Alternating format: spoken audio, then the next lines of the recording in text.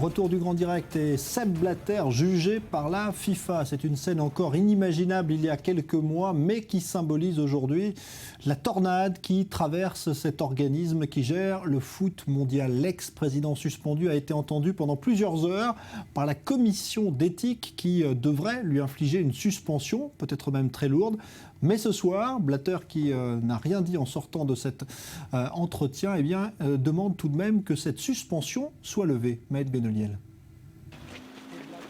C'est dans une grosse berline noire qu'il est arrivé. Avec près d'une heure d'avance et accompagné de son avocat, Sepp Blatter s'est rendu devant ses juges ce jeudi matin au siège de la FIFA à Zurich. Le président démissionnaire est suspendu du plus grand organisme de football mondial, s'y est présenté pour s'expliquer devant la commission d'éthique sur le paiement controversé de 1,8 million d'euros à Michel Platini en 2011.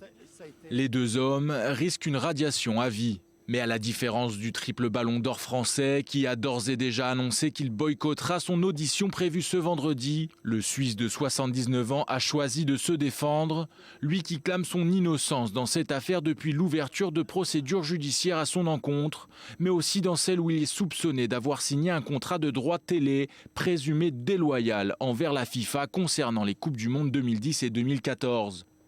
Alors qu'il n'a fait aucune déclaration à la vingtaine de journalistes présents à l'extérieur du siège de la FIFA à l'issue de son audition, c'est un soutien aussi important qu'inattendu qu'a reçu Blatter depuis la conférence de presse annuelle du Kremlin.